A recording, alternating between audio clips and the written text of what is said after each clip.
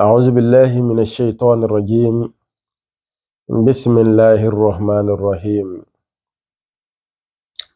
Où que vous soyez en accord de vos rangs et titres respectifs, la salutation fraternelle de l'islam vous est abondamment souhaitée sur ce. Assalamu alaikum wa rahmatullahi wa barakatuhu.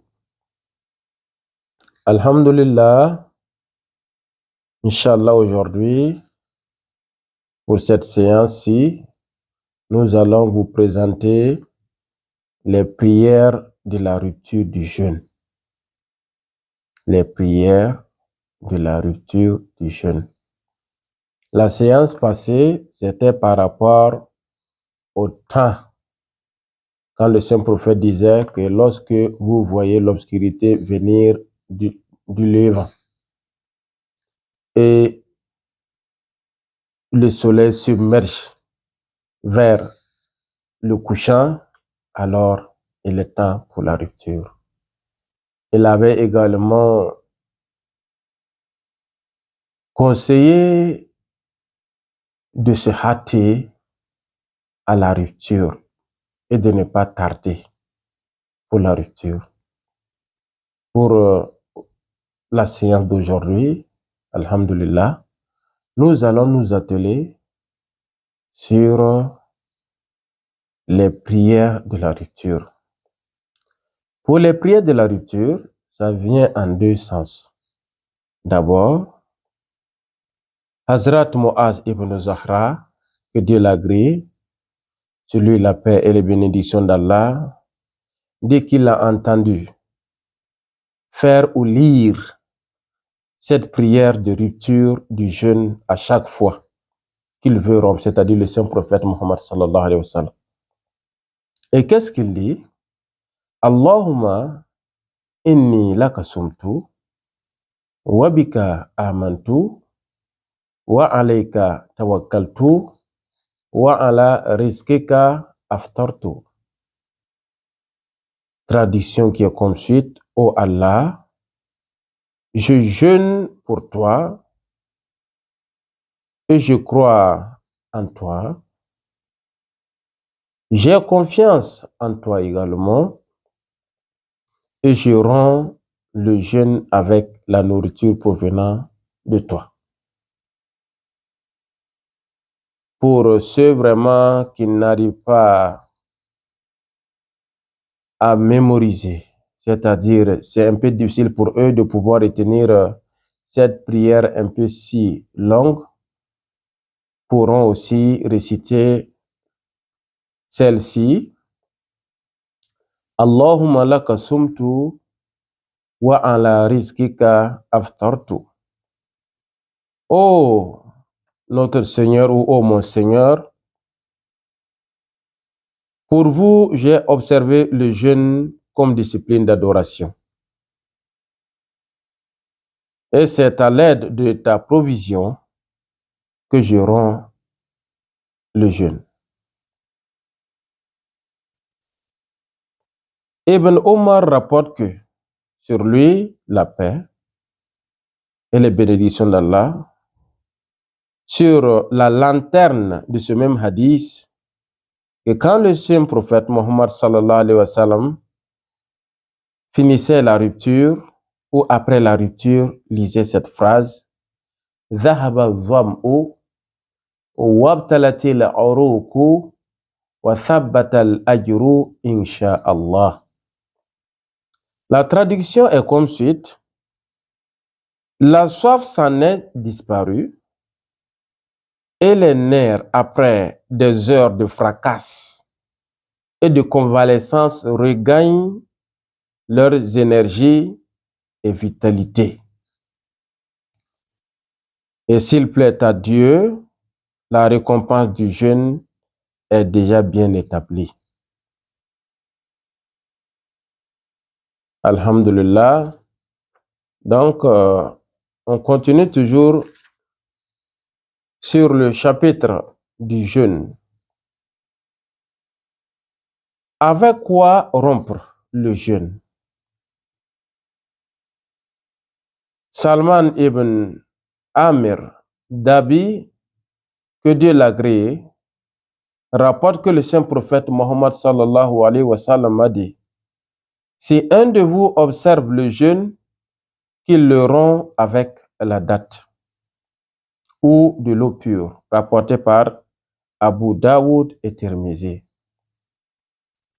Les analyses ont prouvé que les dates ne se conservent pas d'une manière artificielle et contiennent une valeur, une essence de glucose qui permettra de revitaliser le corps plus vite possible.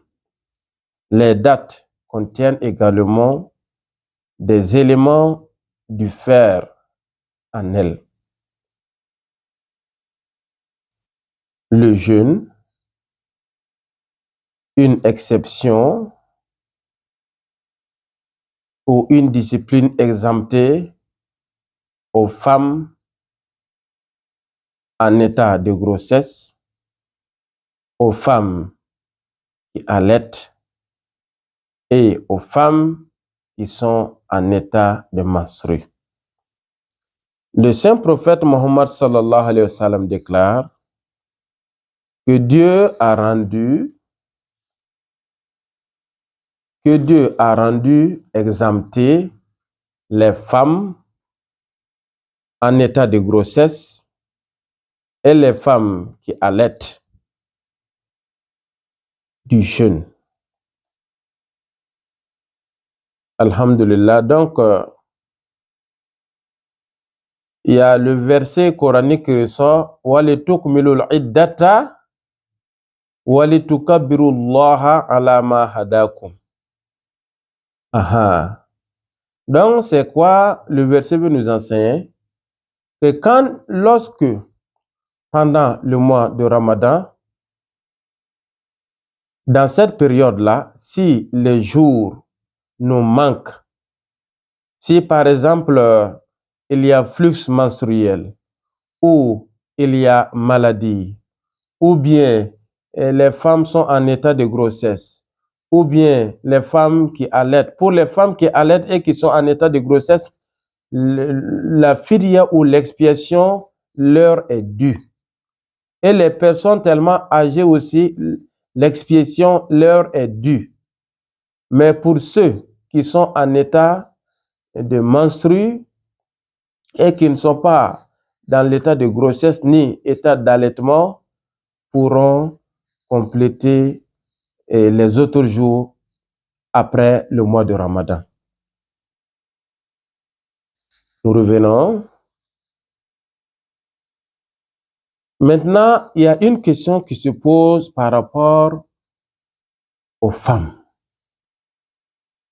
Voilà, la question est que une femme qui est en état de menstru ou en état de flux menstruel,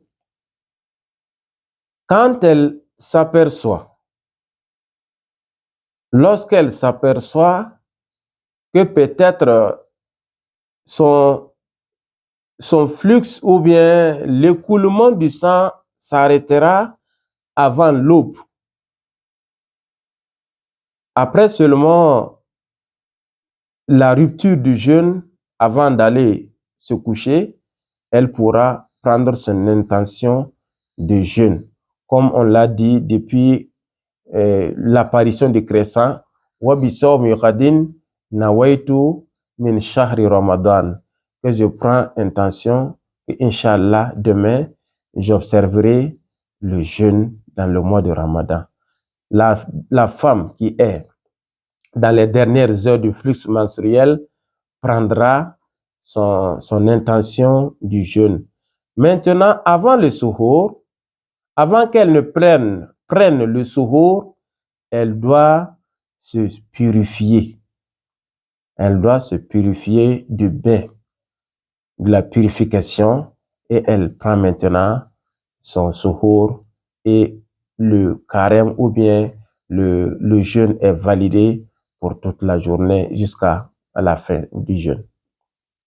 Il en est de même aussi pour une femme qui prend l'intention la nuit de jeûner et vers les dernières heures de la nuit, en s'approchant maintenant aux heures de suhour, elle s'aperçoit que non, qu'elle commence à avoir ce qu'on appelle, elle est en état de menstru. Pour elle aussi, son intention est invalidée. Donc, c'est pour cette raison qu'on voulait apporter un peu d'éclaircissement par rapport à cela. Donc, sur ce, nous allons vous congédier et nous serons à la prochaine pour d'autres éclaircissements par rapport aux jeunes. Inch'Allah. Assalamu alaikum wa rahmatullahi wa barakatuhu.